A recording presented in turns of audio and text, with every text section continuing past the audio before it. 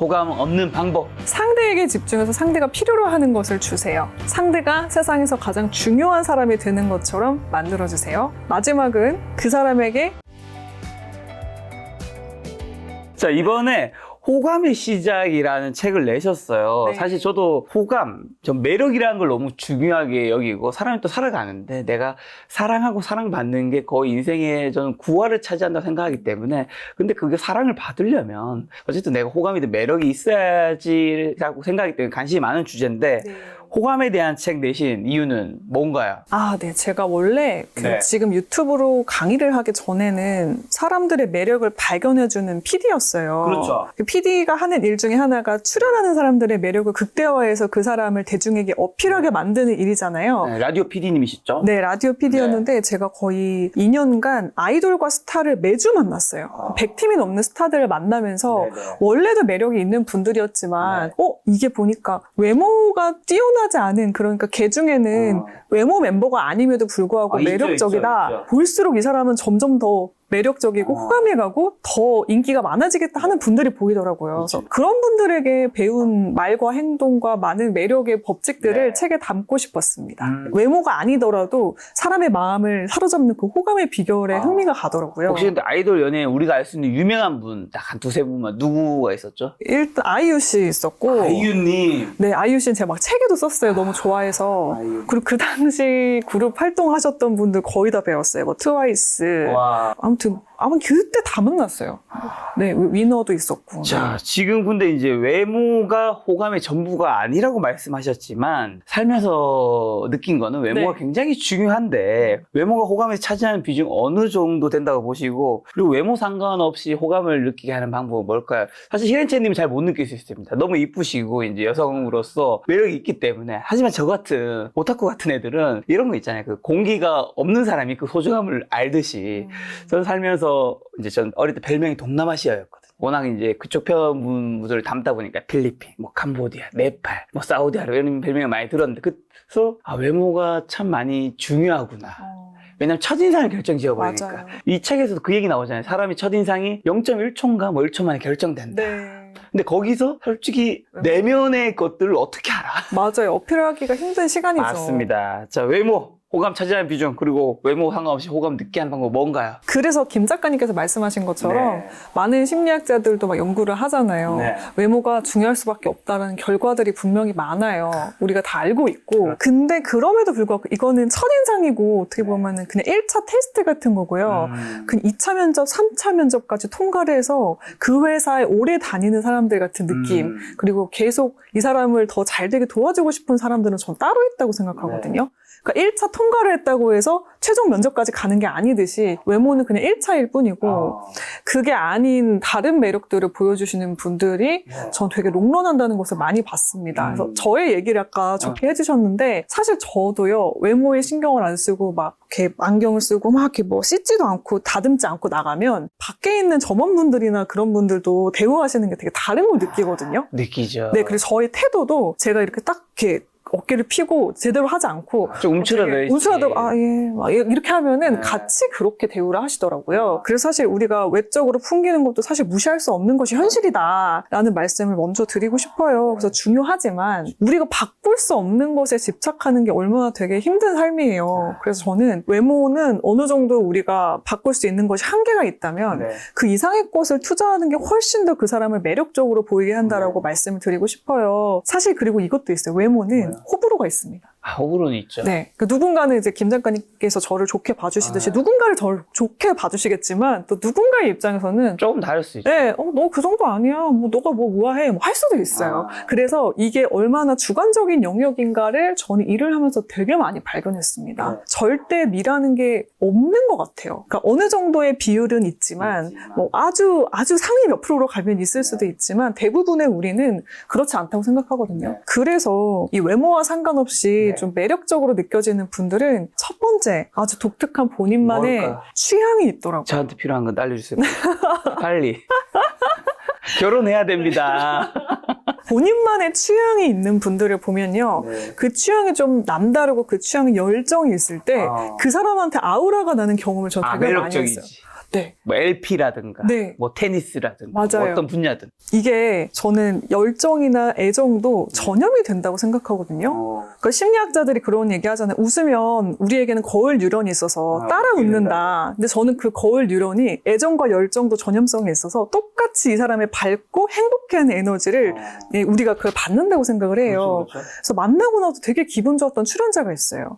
근데 그분은 외모가 정말 뛰어나지 않았어요. 아이돌이 아니고 막 랩을 하시는 어떻게 보면 좀 험상궂게 생겼다라고 할 수 있을 정도로 강한 외모를 지니셨는데 제가 그분하고 인터뷰를 했는데 이런 얘기를 하시는 거예요. 되게 센 외모였어요. 그래서 제가 요즘에 어떤 음악 들으세요? 선곡을 하려고 여쭤봤어요. 그랬는데 그 센 음악을 하시는 막 그런 분이 저 사실 유재하의 음악 제이레빗의 음악 사실 저 그런 음악을 좋아합니다. 딱 그렇게 이야기를 하시는 거예요. 거기서 나오는 그분의 취향 그리고 그렇게 말할 때 수줍게 웃던 그 소녀스러움 그런 반전미에 굉장히 이분 독특한 매력이 있구나 새로운 매력이다라는 생각이 들었고요. 그분의 음악 세계를 들으면서 그분이 열정적으로 이야기하시는 모습에서 아우라가 좀 느껴졌어요. 그러니까 왜 그렇잖아요. 사람이 자기가 좋아하는 거 덕후가 자기가 덕질하는 분야의 얘기를 할 때 혼자 엄청 막 즐거워하죠. 네, 즐거워하고 막 행복해 하잖아요. 맞아. 그 행복에 전염되더라고요. 그래서 자, 취향 첫 번째. 취향이 중요합니다. 나만의 취향. 취향이라면 여러분 근데 그냥 단순한 취향이 아니라 그게 좀 깊어야 된다는 겁니다. 맞아요. 충분히 누구한테 얘기할 수 있을 만큼 내가 잘 알고 좋아하고 그래야지 즐거워지고 그게 전염이 되겠죠. 두 번째는요. 두 번째는 그 유행어 아시죠? 중꺾마. 중요한 건 꺾이지 않는 마음. 네. 최근에 나왔던 유행어 중에 저는 가장 마음에 들었던 유행어인데 이 중꺾마를 실천한 아주 옛날 분이 계세요. 소크라테스가 그 당시에 되게 추남으로 유명했다고 해요. 그래서 그 당시 아테네가 외모지상주의가 굉장히 심했다고 합니다. 근데 그렇게 외모지상주의가 심한데도 아주 많은 청년들의 열렬한 환호를 받고 팬덤을 형성을 했었대요. 그분이 무슨 말을 해도 흔들리지 않는 본인의 신념을 갖고 있었기 때문이고 그 철학이 굉장히 깊었기 때문에 그 꺾이지 않는 마음과 그분만의 신념에 많은 청년들이 흔들렸던 거죠. 그래서 그분이 쓴 책이 하나도 없음에도 불구하고 그의 제자인 플라톤이 쓴 책으로 아직도 그분의 철학이 우리한테까지 내려오잖아요. 그런 것들을 보면 참 외모는 중요하긴 하지만 또 외모가 아닌 것들을 개발을 했을 때 또 훨씬 더 많은 사람의 마음을 사로잡을 수도 있구나를 배울 수가 있습니다. 그렇죠. 외모를 탓한다고 해서 뭐 우리가 뭐 바꿀 수 있는 건 없으니까. 물론 여러분 관리하고 옷도 깔끔하게 입는 건 중요하지만 중요하죠. 다른 취향과 이런 신념 같은 것도 중요하다는 건데 자 그럼 내가 가진 매력 어떻게 하면 좀 찾고 키울 수 있을까요? 저는 가장 쉬운 거는요. 여러분의 단점에서 출발하세요. 라는 말씀을 드리고 싶습니다. 우리가 장점이 뭐예요? 당신의 매력이 뭐예요? 질문을 드리면 김 작가님은 매력이 뭐라고 생각하시나요? 제 매력이요? 네. 뭐든지 열심히 하는 뜨거운 열정 같은 거. 뜨거운 뭐 유튜브 열정. 시작하면, 테니스 시작하면. 뭐 다른 것도 있겠지만 전 그게 가장 좋습니다. 근데 김 작가님께서는 이렇게 인터뷰도 하시고 책도 쓰시고 본인에 대해서 들여다볼 시간이 많은 많죠. 직업군이셨기 때문에 더 이렇게 빠른 답변이 나오셨을 거란 생각이 들어요. 근데 대부분의 우리는 너 장점이 뭐야? 너의 매력이 뭐야? 하면 잠깐 애매하죠. 멈춰요. 멈추지. 그러게 뭐더라? 그런데 반대로 이래요. 단점이 뭐예요, 김 작가님? 기가 막히게 다들 알죠. 그렇죠. 한 5개가 슬슬 나와요. 맞아. 내가 좀 어떤 편이고 뭐 예민한 편이고 뭐 다 나와요. 그래서 단점에서 출발하시라는 말씀을 드리고 싶은 게요. 이 단점이 내가 가지고 있는 아주 뾰족한 개성이자 장점이 될 수가 있습니다. 약간 무한도전을 떠올리시면 이해가 쉬우실 것 같은데요. 무한도전의 차는희 형, 뭐 박명수 씨는 굉장히 많은 별명을 얻었지만 사실은 이걸 잘못 포장하거나 잘못 편집을 하고 PD를 잘못 만나면 좀 아주 나쁜 빌런이나 별로인 캐릭터가 될 수도 있는데 김태호 PD가 그 당시에 그걸 굉장히 재밌게 예능으로 살렸던 기억이 있어요. 별명 부자가 되면서 하찮은 형. 네, 하찮은이 형은 많은 사랑을 받았던 기억이 나는데 저는 그런 PD로서 또 내가 내 인생의 PD가 되어보는 것도 좋겠다라는 말씀을 드립니다. 그래서 단점에서 출발을 해보시는 거예요. 예를 들어서 저 같은 경우에는 예민하다라는 이야기를 좀 들은 적이 있어요. 일을 하면서. 예민한 얘기를. 네, 너 좀 예민한 거 아니야? 그랬을 때 진지하게 제가 고민을 했어요. 내가 정말 예민한가? 서점에 갔는데 그 당시에 센서티브라는 책이 베스트셀러에 올라 있었어요. 맞아. 근데 거기에 어떤 얘기가 나오냐면 민감함은 신이 주신 재능이다 라는 이야기가 저의 생각을 완전히 바꾸었습니다. 그래서 이게 민감하고 예민한 게 문제가 아니라 이거는 재능이고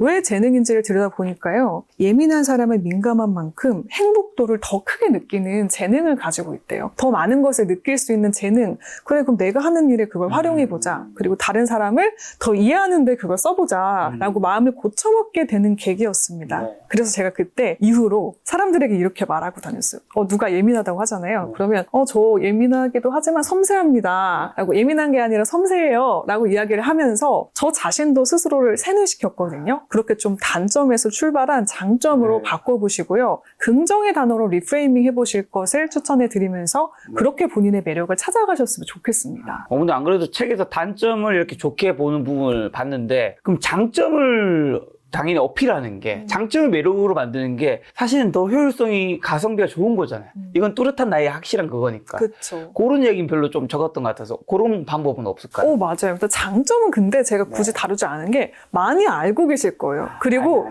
이미 내 장점을 예를 들어 몸이 좀 좋고 근육이 잘 붙는 분들은 그걸 아세요. 그래서 운동을 이미 열심히 하고 계실 확률이 높습니다. 그리고 뭐 외모가 장점이신 분들은 이미 그걸 너무 많은 사람한테 들어서 그거에 대해서 맞게 살고 계실 거예요. 그래서 말씀드리고 싶은 건 단점이 오히려 뾰족한 매력이 될 수 있으니 그것까지 발전시켜라라는 말씀을 드리고 싶었어요. 자, 그리고 스스로가 비호감이라고 느껴질 때는 좀 어떻게 해야 될까요? 저는 개인적으로는 스스로가 비호감을 느낀다면 주변 사람들한테 무슨 뭔가 코멘트를 들었겠죠? 본인 인생을 좀 돌아봐야 되지 않을까. 맞아요. 그 비호감인 말을 그냥 듣진 않거든. 맞아요. 그게 사실 되게 중요한 시작이 되죠. 사실은 우리 남의 얘기 맞는 말이어도 듣기 싫어하니까요. 그러니까요. 그래서 내가 이런 얘기를 들었다면 일단 나를 한번 돌아보시는데 이게 과하시면 안 됩니다. 1절만 해야 되는데요. 그래서 저 같은 경우에는 스스로가 비호감일 때가 언제냐면 타인에게 실수했을 때, 내가 원하지 않는 나의 모습을 타인에게 보여주고 그게 피해를 끼쳤을 때 너무 비호감인 거예요. 그리고 때로는 저는 좀 자책을 많이 하는 성향이라 제가 믿고 그게 안 잊혀져서 상처가 되더라고요. 그래서 지나친 자책을 제가 방지하기 위해서 저는 그 스트라이크 아웃 3번, 3번 제도를 도입을 했어요, 저한테. 첫 번째까지는 그래 실수니까 이거를 잊지 말자. 그리고 2번 하지 말자. 근데 2번 실수를 했어. 이거는 심각한 문제다. 그때부터는 대책을 세웁니다. 그래서 3번째부터는 이건 정말 심각하니까 저를 용서하지 않아도 된다라고 첫 번째 좀 봐주는 마음을 가지니까요. 이렇게 생각이 되더라고요. 감정이 좀 덜 동요가 되고, 그러면 2번째, 3번째까지 잘못을 지속하지 않기 위해서 무엇을 해야 되는가? 약간 방법론에 치중해서 저를 미워하는 것보다는 조금 더 자기 개발에 집중하게 되더라고요. 그래서 제가 실수를 했던 게 만약에 제 탓이 아니라 시스템의 문제였다면 그 시스템의 개선을 먼저 하는 데 주력했습니다. 특히 일을 할 때는 그랬어요. 그랬더니 좀 2번, 3번을 방지를 하면서 그래, 누구나 단점이 있으니까 이것을 미워하는 대신에 미워하는 마음을 재발 방지 대책에 집중을 하자라고 늘 생각하며 살아가는 편입니다. 제가 지금 혜련채님 보면서 계속 드는 생각은 사람이 참 굉장히 고급스러워 보인다라는 느낌이 봤는데, 돈 없어도 혹시 기티나는 이미지 이런 거 어떻게 가질 수 있을까요? 이런 거는 굉장한 칭찬일 수 있잖아요. 기티나는 이미지. 뭐래도 있어 보이는 거지. 맞아요. 저는 반대의 분들을 좀 많이 뵀던 것 같아요. 그러니까 돈이 있는데 귀티가 안 나는 분들. 있죠. 우리 뉴스에서도 많잖아요. 맞아. 갑질을 해서 막 고성을 지르는 것들 되게 슬픈 뉴스란에 오르기도 하는데 정확히 그 반대로 실천하면 되는 것 같습니다. 그러니까 첫 번째는요. 상대를 귀히 여기는 거예요. 저는 귀티는 상대와 나를 귀히 여기는 마음에서 비롯된다는 생각이 들거든요. 그 첫 번째는 나뿐만 아니라 상대를 우선 귀하게 여기는 태도와 마음가짐. 그리고 2번째는 나도 귀히 여겨야 됩니다. 그러니까 상대만 귀히 여기면 약간 좀 비굴해질 수가 있어요. 내가 너무 지나치게 밑으로 내려가면. 근데 귀티가 나는 어른들을 보면은 본인도 불필요하게 낮추시지 않으시더라고요.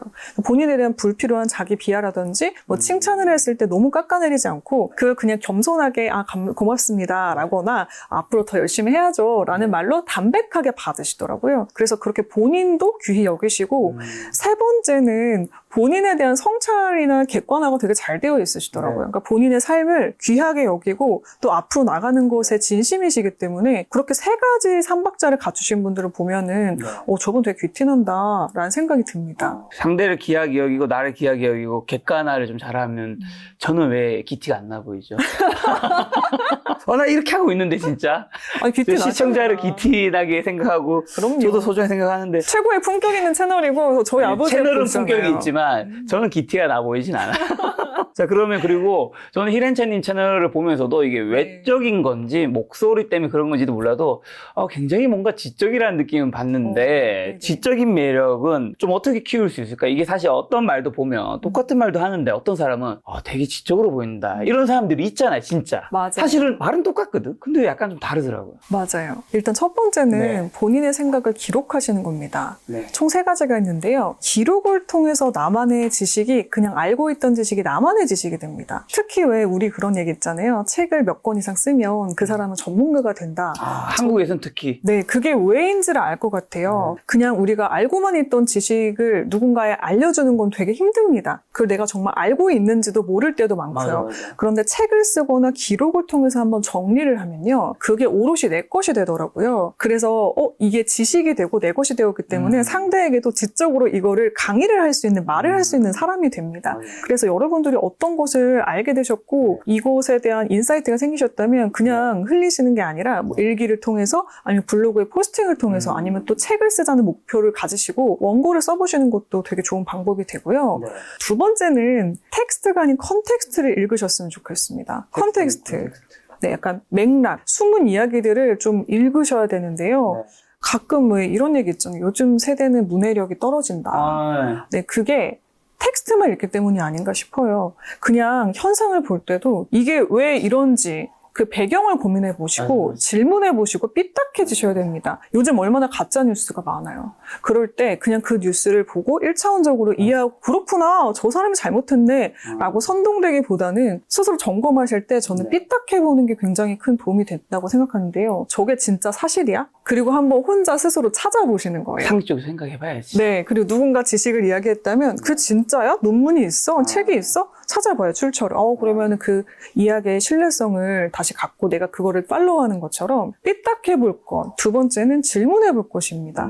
정말 그 맥락 속에서 왜 이런 행동과 현상이 발견이 되었고 이루어졌는지를 한번 이해해 보려는 마음이 그냥 1차원적인 생각을 방지하고 좀 지적으로 좀 세상에 대한 통찰력을 기르는 사람이 되는 방법이라는 생각이 들고요. 그렇죠. 두 번째 맥락에서 그런 걸 못 알아들을 때 우리가 꼭 하는 말, 제 맑게 못 알아먹네. 맞아요. 그 말만 해석하는 거지. 앞뒤의 그 이야기라는 거는 맥락이라는 게 있는데, 맥락이라는 게 있다는 거는 내가 이 이야기를 한 의도가 있는 건데. 맞아요. 의도를 못 알아들어 보고 너무 맑게 못 알아먹네라. 맞아요. 왜 말꼬리 잡는 사람도 있죠. 그러니까, 야, 내가 지금 할 말 근데 그게 아닌데. 아니에요. 자, 세 번째는요. 세 번째는 텍스트 중독이 되셔야 됩니다. 텍스트 중독. 다 근데 텍스트와 관련된 거네요. 기록, 맞아요. 맥락, 텍스트 중독. 맞아요. 결국에는 텍스트를 많이 접해야 인풋이 있어야 아웃풋이 있거든요.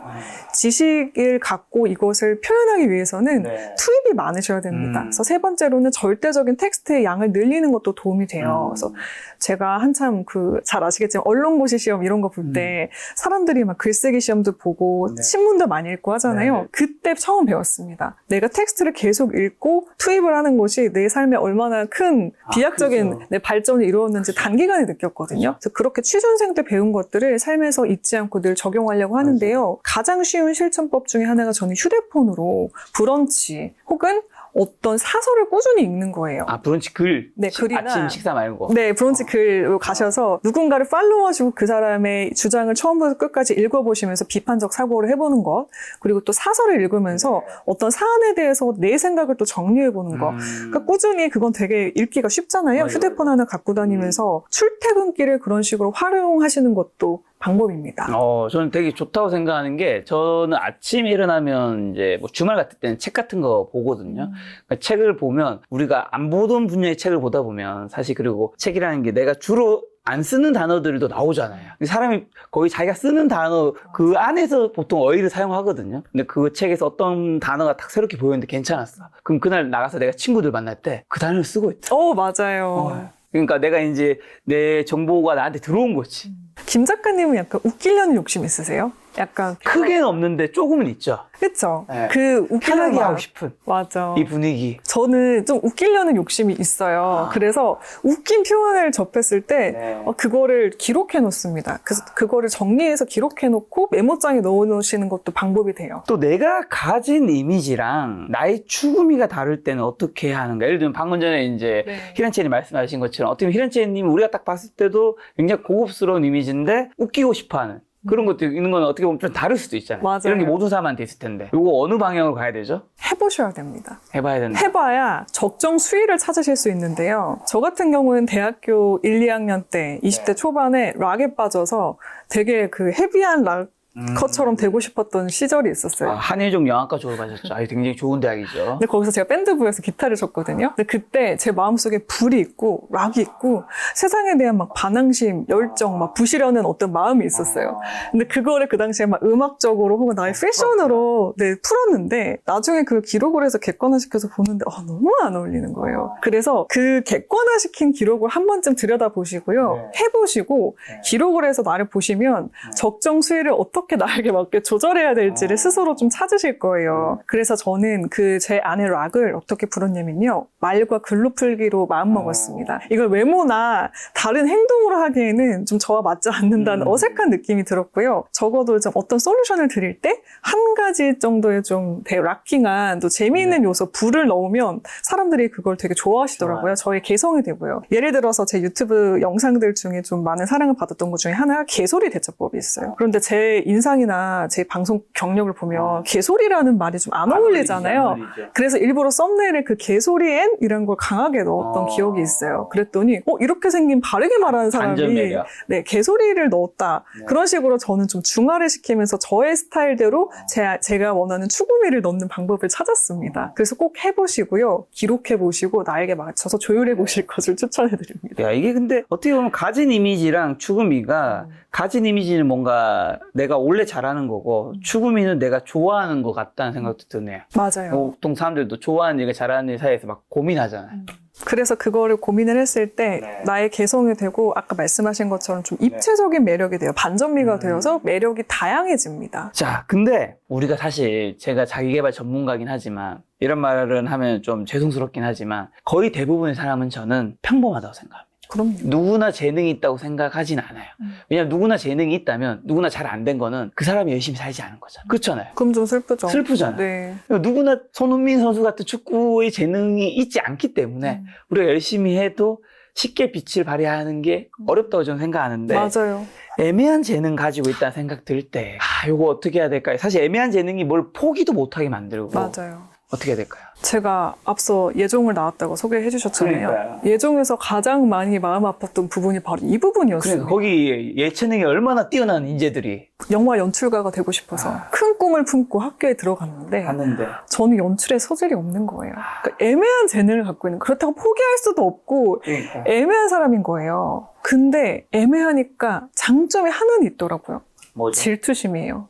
질투심. 질투심이 생기고 잘하는 사람을 알아보는 눈이 생기더라고요. 왜냐면 내가 애매하고 못하니까 기가 막히게 잘하는 천재나 맞아. 잘하는 사람을 발견하는 눈을 갖고 있더라고요. 저는 이거를 이렇게 한번 생각해 봤습니다. 너무 마음이 아파서 나는 왜 이렇게 애매할까를 생각을 하다가 그 당시에 영화과 수업에서 그 아마데우스, 모차르트 영화를 봤어요. 근데 모차르트와 살리에리를 조명을 하는 것을 일화죠. 보면서 살리에리한테 감정을 그렇게 이입하고 있는 거예요. 우리 모두는 뭐 살리에르거든.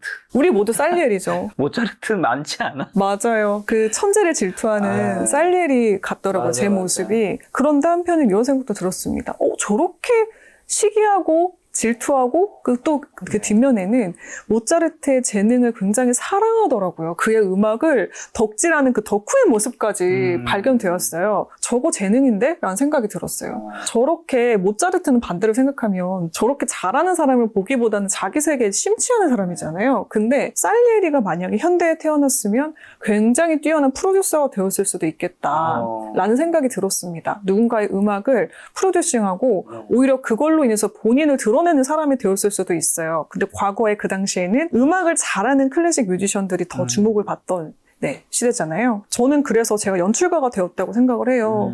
제가 앞에 나서지 않았던 것도 스스로 저의 재능적 한계를 너무 느꼈기 때문이고 날고 기는 사람들을 너무 많이 봤기 때문이고요. 그래서 다른 사람의 목소리 속에 있는 재능, 네. 그래서 그걸 라디오로 좀 많이 표현을 했던 것 같습니다. 그래서 내가 이 좋은 소리를 잘 듣고 이 사람의 장점을 잘 발견하기 때문에 그것을 가장 예쁘게 요리할 수 있는 요리사처럼 일을 할 수가 있었다고 생각해요. 그래서 히든 채널이라는 유튜브가 어쨌든 65만 정도 분들의 그러니까요. 지지를 받을 수 있었던 것도 저는 좀 저의 이런 성향 때문인 것 같아요. 사실 이 커뮤니케이션 분야 65만 만들기 진짜 쉽지 않아요. 감사합니다. 쉽지 않아요. 근데 제가 항상 콘텐츠를 만들 때 주력하는 게 이런 생각이에요. 과거에 내가 뭐가 어려웠지? 뭐가 굉장히 고민이었고 제일 아직도 힘든 것이 무엇이지를 생각하면 많은 분들이 할 수 있는 고민에 또 공감도 하면서 새로운 콘텐츠를 만들 수 있게 되거든요. 그러니까 이게 시작은 항상 그거예요. 내가 없기 때문에 내가 너무 목마르니까 그걸 탐구하게 되고 고민하게 되고 그걸 나누는 사람이 되어 있는데요. 결국에는 그렇게 내가 갖지 않은 것이기 때문에 더 눈에 띄어서 그것을 전파하고 가르쳐주는 사람이 될 수 있다는 말씀을 드리고 싶습니다. 그래서 애매한 재능 자체에 아파하기보다는 애매한 재능이기 때문에 또 생길 수 있는 또 다른 재능에 집중하셨으면 좋겠다는 말씀을 드리고 싶어요. 그러면 거기서 좀 더 나아가서 방법으로 내가 다른 사람들에게 열등과 질투심 그런 거 느끼는 순간들이 살면서 누구나 다 오잖아요. 그럼요. 왜냐면 내가 이 동네에서 제일 뛰어나도 구로 넘어가고 시로 넘어가고 전국으로 가면 나보다 뛰어난 존재들이 있으니까 좀 어떻게 해야 되고 활용하는 방법은 어떻게 해야 될까요? 저는 개인적으로 네, 여쭤보려고 그랬는데. 저는 개인적으로 사실 제가 유튜브를 하면서 네. 제가 이 열등감과 질투심이 굉장히 좀 느꼈어요. 왜냐하면 저는 처음 유튜브를 할 때면 또 지금 장비가 이렇게 괜찮잖아요. 그때부터 카메라를 세대했었거든요. 근데 저보다 이제 카메라 좋은 거 쓰지도 않고 인터뷰를 저는 정말 최선을 다하는데 저보다 그렇게 열심히 한 것 같지 않죠. 물론 저의 생각입니다. 그런데 이제 저보다 위에 있는 인터뷰 채널이 너무 많은 거예요. 그리고 저와 구독자 사이가 굉장히 차이가 많이 나는 거예요. 그래서 이제 열등감과 주눅이 들었죠. 근데 중요한 거는 저는 그냥 계속 했어요. 열등감과 그것 때문에 제가 할 일을 놓치지 않고 그냥 계속 꾸준히 했거든요. 그러다 보니까 어느 순간에 한 명씩 한 명씩 이제 제쳐지더라고요. 그리고 지금은 어쨌든 인터뷰 채널 중에서는 가장 큰 채널 중 하나가 되어서 제가 드리고 싶은 말은 저보다 뛰어난 재능을 가진 사람도 있고 뭐 다 있지만 그냥 묵묵히 해 나가는 것도 나중에는 이게 원래는 재능이 아닌데 나중에는 재능이 되어서 결국에는 내가 정말 뭐 1등은 아니지라도 상위 1% 안에는 들 수 있다. 생각이 들더라고요. 너무 공감되는 말씀이고요. 지속하는 힘을 갖고 있는 것도 재능이라는 생각이 들어요, 저는. 그 노력할 줄 알고 계속할 줄 아는 꾸준함을 할 수 있는, 실천할 수 있는 사람? 그러니까 잘 안 될 때 한다라는 게 네. 쉽지 않잖아요. 쉽지 않죠. 그럼에도 불구하고 할 수 있는 것. 근데 저는 이럴 때 열등감을 느꼈어요. 첫 책이 나왔는데 저 사람 책이 이게 두 번째 책이죠? 네, 두 번째 책이거든요. 저 사람 책이 나보다 좋아? 아닌 것 같은데 읽어봤어요. 근데 책 에피소드 나오더라고요. 네, 너무 잘 되는 거예요. 근데 그때 저희 편집자님도 그 희래님 책이 훨씬 좋으니까 더 잘 될 거예요 이랬는데 하지만 결과는 꼭 그렇지 않죠. 그렇더라고요. 그래서 배가 아픈 거예요. 그리고 또 그 선생님은 어쨌든 커리어가 저보다 훨씬 뛰어나셔서 대단하신 분이죠. 좀 대단하신 분이라 그랬나 보다 하는데 이런 거예요. 동료 인플루언서나 나랑 비슷한 또래의 사람의 책이 잘 돼요. 그 이후에 그러면 그럼 배가 아프지. 나는 뭐가 부족해서 그러니까요. 이런 생각이 들고 너무 배가 아픈 거예요. 맞아요. 저도 똑같았습니다, 여러분. 그게 유튜버로서. 딱 마음이 너무 이해가 됐습니다. 그리고 나는 이거를 하려고 되게 들인 시간도 많은데 얘는 대충 쓴 것 같은. 근데 저는 스스로 늘 반성을 했던 게요. 네. 질투심이 없다고 생각하면서 살았거든요. 그러니까 항상 누군가 잘 되고 앞에서 내 또래인 연예인이나 되게 잘 된 친구들을 봐도 네. 오히려 이렇게 생각했어요. 이거는 이 친구의 재능이 멋있다. 배우고 싶다. 이랬지. 나는 왜 저렇게 안 되지? 비교를 잘 안 하는 성격이었거든요. 근데 제가 너무 배가 아픈 거예요. 책은 왜 그럴까 생각해봤어요. 그렇게 질투심을 들여다봤더니 나의 욕구가 보였습니다. 내가 그만큼 글을 잘 쓰고 싶고 작가로서 잘 되고 싶은 욕심이 있구나. 나에게 소중한 거니까. 네, 나는 그만큼 글이나 책을 되게 소중하게 생각하고 그렇죠. 열정을 갖고 있었구나. 우리가 손흥민 선수한테 배 아픔을 느끼지 않죠. 우리는 축구랑 관련이 없으니까. 맞아요. 근데 사실 저 영화 만들 때도 그냥 포기했어요. 나는 재능이 없구나 했지 막 질투를 하진 않았거든요. 그렇게? 근데 지금은 너무 질투하는 거예요. 그래서 그때 활활 타오르는 저의 열정을 마주했습니다. 그래서 말씀드리고 싶은 거는 질투심을 꼭 마주해 보세요. 그러면 그 숨어있는 내가 더 잘하고 싶은 어떤 열정이 발견됩니다. 그것들을 개발하는데 질투심을 오히려 써보시는 것이 어떨까 제안을 어떻게 드리고 보면 싶네요. 질투심을 어떤 분야에 느꼈다는 것 자체가 내가 그 분야에 진심이라는 거죠. 맞아요. 평생 잊을 수 없는 오래 봐도 매력적인 사람들 특징은 뭘까요? 저는 정말 진심으로 매력적인 사람이 되고 싶거든요. 물론 내가 언젠가 결혼할 사람한테 매력적인 사람이 되고 싶은 것도 있지만 제 지인들한테도 김 작가 형은, 김 작가 오빠는 진짜 좋은 사람이야. 진짜 매력적인 사람이지. 듣고 싶거든요. 정말. 이거는 사회심리학에서 이렇게 정확히 밝혀줬더라고요. 매력의 보상이론이라는 이론이 있어요. 그러니까 우리는 보상을 주고 그것을 받는, 그러니까 보상을 받는 듯한 사람에게 매력을 느끼고 호감도를 느낀다고 합니다. 이게 무슨 말이냐면요. 김 작가님께서도 충분히 가능하신 지점이에요. 네. 그 사람에게 보상을 주는 말과 행동을 하시면 됩니다. 저 같은 경우에는 100팀이 넘는 스타들을 2년 넘게 일을 했거든요. 근데 저한테 누군가 물어요. 희래님은 어떤 스타가 제일 기억에 남고 누가 제일 호감 갖고 누가 제일 매력적이에 잊을 수 없어요? 묻는다면 철저히 저의 중심적으로 생각하게 되더라고요. 그렇죠. 근데 우리는 보통 오해합니다. 매력적인 사람은 이 사람 자체가 매력이 있어서 사람들이 매력을 느낄 것이라고요. 물론 그것도 어느 정도 영향이 없진 않겠지만 제일 중요한 건요. 함께 있는 순간 그 사람이 나에게 어떻게 하는지가 제일 중요합니다. 그렇죠. 나에게 보상을 주는 말 어떤 게 있을까요? 내가 굉장히 중요한 사람이라는 듯이 해주는 말과 행동. 이 사람이 함께 인터뷰를 하는 순간만큼은 가장 특별한 사람이야 라고 느껴지는 눈빛, 집중도와 리액션에서 그 마음을 느낍니다. 제가 연출을 할 때 이런 아이돌 분이 계셨어요. 제가 어떤 그냥 단순한 디렉팅을 하고 그분한테 갔는데 저를 바라보실 때 세상 사랑스러운 눈빛으로 이렇게 집중해서 저를 보시는 거예요. 근데 그 리액션이라든지 이런 것들이 저는 약간 플러팅 당하는 느낌. 저도 그 생각했는데. 네, 그런 느낌까지 여자분이었어요. 여자분? 네. 그러니까 더 편하게 할 수 있겠구나, 여자분이니까. 근데 그냥 건성으로 일하는 사이에서 그 건조한 관계가 아니라 그분은 유독 특별하게 상대를 뚫어지게 바라보면서 집중해 주시더라고요. 근데 제가 여자임에도 불구하고 굉장히 심쿵했습니다. 그리고 어떤 얘기를 해도 그 사람한테 굉장한 집중도를 보이시는 거예요. 그래서 느꼈습니다. 저 표정과 미소가 최고의 메이크업이고 최고의 호감 가는 요소이구나. 네.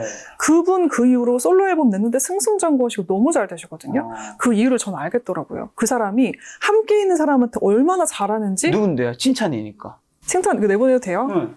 선미님. 선미님을 제가 그 이후로 팬이 됐는데 그렇게 잘하시는 것을 봤습니다. 그리고 많이 배웠어요. 그 이후로 솔로 하실 때도 만났는데 항상 비슷하시더라고요. 그래서 그렇게 그렇죠. 좀 함께 있는 순간만큼 그 사람에게 최선의 눈빛과 리액션을 보낼 것이 굉장히 중요하고요. 두 번째는 말입니다. 저에게 또 누가 기억에 남아요 하면은 저에게 잊을 수 없는 칭찬을 해주신 분들이 또 있어요. 네. 제가 그 당시에 PD 일을 하면서 잠깐 진행자의 일을 놓고 있었습니다. 네. 근데 연출만 하니까 조금 저의 옛날 커리어가 아쉬운 거예요. 그래서 남몰래 진행 연습을 하고 있었어요. 근데 어떤 가수분들이 이제 제가 디렉팅을 하려고 마이크를 쥐고 녹음실에서 제 소개를 했습니다. 안녕하세요, 최영선 PD입니다 했어요. 근데 갑자기 이어폰을 이렇게 탁 집어던지시면서 뭐야?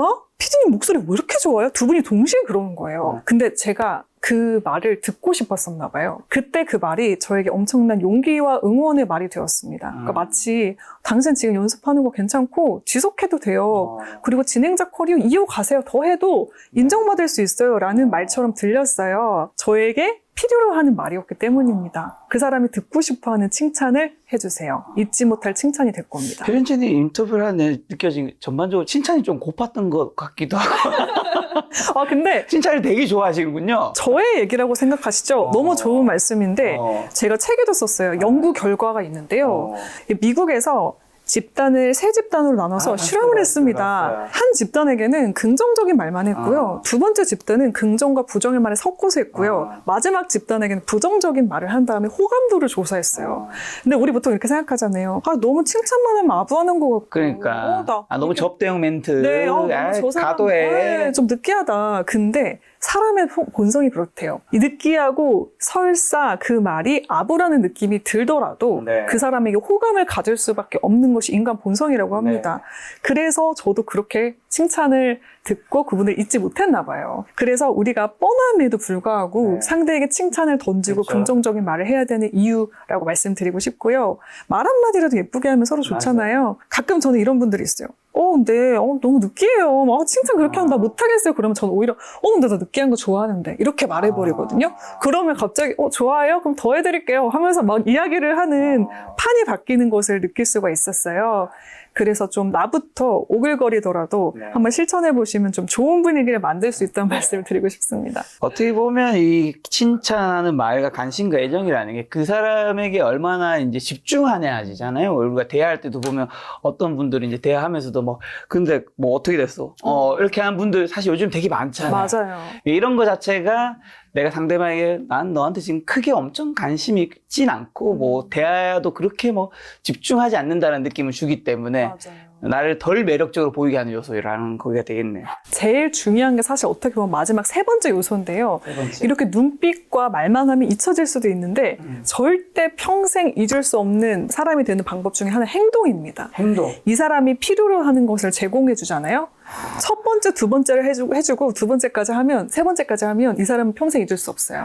예를 들어서 제가 이 호감의 시작을 만들고 싶었어요. 네. 근데 되게 좋은 출판사를 찾고 있었단 말이에요. 네. 근데 제가 그 고민 상담을 저랑 친한 인플루언서 언니한테 했는데 그 언니가 너무 좋은 출판사가 있다면서 그분을 직접 소개해주고 막 그 자리에 나오기까지 했거든요. 그 인플루언서 누군지도 알겠고 그 출판사 대표가 누군지도 알겠고 저는 어쨌든 근데 저는 정말 진심으로 그 언니한테 고마웠던 게 내가 정말 필요로 하는 것을 말로만 소개해줄게 하고 끝나는 게 아니라 그걸 정말 행동했던 그 사람의 액션이었어요. 맞습니다. 그래서 내가 정말 매력적이고 호감 가는 사람이 되게 만드는 제일 큰 핵심은 그 사람에게 필요로 하는 것을 제공하는 행동입니다. 그렇죠. 그게 이성 간에도 그런 거 있잖아요. 남녀가 같이 어디 데이트를 가다가 여자가 저거 이쁘네 하고 탁 지나갔을 때 그 다음날 남자친구가 탁 그거 선물 줬을 때 그런 것들. 맞아요.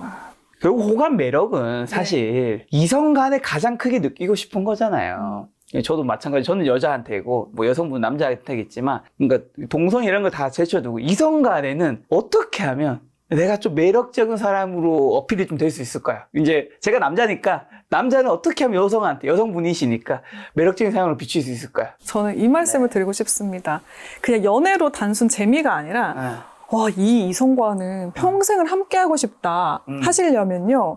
이 사람이 더 좋은 사람이 되고 싶게끔 만들어주세요. 왜 노래 가사 중에 이런 가사 되게 많잖아요. 너는 나를 더 좋은 사람이 되고 싶게 만들어. 그게 러브송 중에 많은 이유도 이것이 아닌가 싶습니다. 그 영화 명대사에도 있잖아요. 네. 어떤 영화죠? 저 기억이 안 나요. 그 지금 자막 뜨고 있을 거예요. 그 아저씨. 되게 털 많은 아저씨였는데. 네. 그런 느낌으로 영화 대사, 음악에 계속 이 대사가 나오는 거는 그만큼 그게 사람의 정말 핵심 마음을 움직이기 때문이 아닌가 싶어요. 그 자기 개발의 대부인 그 데일 카네기 아저씨는 이거 어떻게 표현했냐면 상대가 가진 고상한 동기에 호소하라 라고 이야기를 했어요. 그게 무슨 말이냐면 우리가 상대를 대할 때 이 사람은 세상에서 가장 진실되고 선량하고 믿음직스러운 사람이라는 가정하에 그냥 그 사람을 믿고 일단 대하라는 거예요. 그 사람이 있는 그대로 되게 존중하라는 거예요. 그러면 그 사람이 내가 되게 고상한 사람이고 선량한 사람이라고 믿고 그 기대에 부응해서 행동하고 싶게 된대요. 근데 그것도 연애에서도 좀 마찬가지라 생각이 듭니다. 그러니까 자꾸만 대화를 하는데 상대가 날 무시하고 대답도 안 해요. 그러면 아무리 잘생기고 매력적이고 예쁘고 잘생겨도 저는 못 만나거든요. 잠깐은 만날 수 있지만 결국엔 상처받아서 내가 떠납니다. 그렇지. 그런데 반대로 누군가는 별거 아닌 나의 말에 빵빵 터지고 나의 행동을 되게 예쁘게 봐주고 나의 업적을 되게 높이 사줘요. 그러면 내가 이 사람에게 기대에 부응하기 위해 자존감 올려주는 거지. 더 열심히 일하고 더 좋은 사람이 되어서 이 사람을 감동시키고 싶다는 목표가 생기잖아요. 그래서 결국 제일 중요한 건 그 사람으로 하여금 그 사람이 세상에서 제일 소중한 존재에게 만들어주는 말과 행동을 하자입니다. 자, 이번 영상 호감 정리한 질문 드리겠습니다. 호감 가는 사람들이 공통점은 뭐고 호감 얻는 방법 핵심 한번 정리해 준다면요. 첫 번째는 상대에게 집중해서 상대가 필요로 하는 것을 주세요. 두 번째, 상대가 세상에서 가장 중요한 사람이 되는 것처럼 만들어주세요. 네. 마지막은 그 사람에게 모든 말과 행동을 통해서 관심을 보여주세요. 세상에 없는 특별한 관심을 주시면 됩니다.